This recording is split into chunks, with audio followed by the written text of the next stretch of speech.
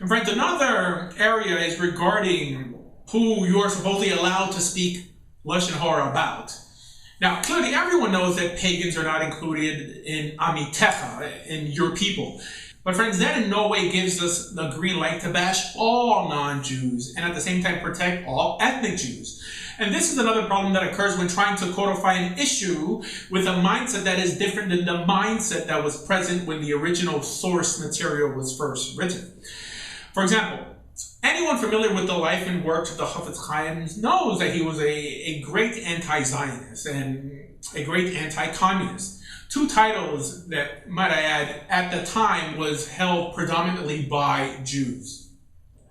Two groups he clearly allowed not just Lashon Hara to be spoken about, but in some cases, real physical action. And friends, the reason I'm mentioning this is because many today, as an excuse to bash others, typically always use the excuse that the individual is a Rasha or a non-Jew, so it doesn't count. When even according to the Rambam, any vile speech on any decent person, whether Jew or non-Jew, is prohibited mainly because of how it affects the speaker. And the Gemara here even extends Amitecha to also include someone who acts like your people. In other words, someone who acts decently. And what makes this problem greater now is that after so many extra new prohibitions have been created or supposedly clarified to protect the Jew in this area, now suddenly all these potential live rounds are shot at non-Jews.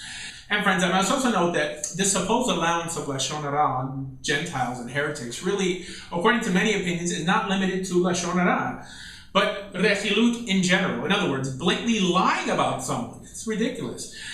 Now, this, friends, is really an ethically unsubstantiated topic in Torah, and really, again, is only built on the simple idiotic notion that the initial Isur worded only includes Amitecha, in other words, as interpreted today to mean only ethnic Jews. So in terms of being able to speak Lashon Hara on a heretic, what happens nowadays is that only because someone happens to disagree with your form of Judaism, it has many people classifying everyone as heretics and thus speaking Lashon Hara or Rechilut on them, when that person has never really broken any of the Isurim that halachically classify someone as a heretic. And friends, if you really think about it, one of the main reasons these supposed laws of Lashon Hara have been grossly ineffective at ending Rechilut is because virtually anyone can either use Toilet or calling the person being spoken about a Rasha, or worse, putting their actual Jewishness into question so that, in their opinion, no prohibition of Rechilut would exist anymore. In other words, the new supposed laws against Lashon Hara get used as a tool to abuse the innocent with.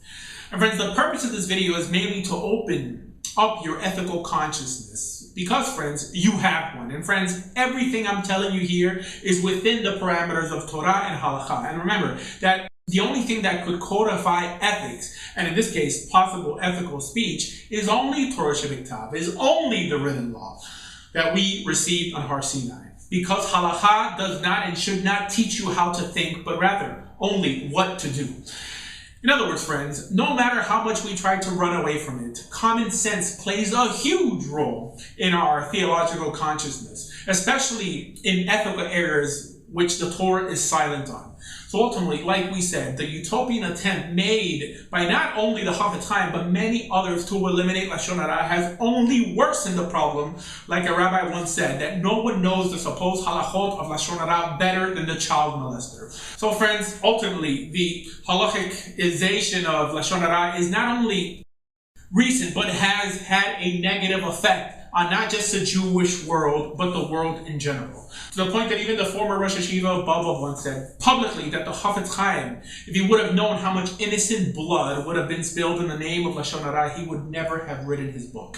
And friends, as Torah true Jews, we must diligently work hard to restore our standards of speech back to the ethical imperative it once was, and use our common sense and conscience to decide what speech is appropriate within the parameters that have been laid down for us in Torah.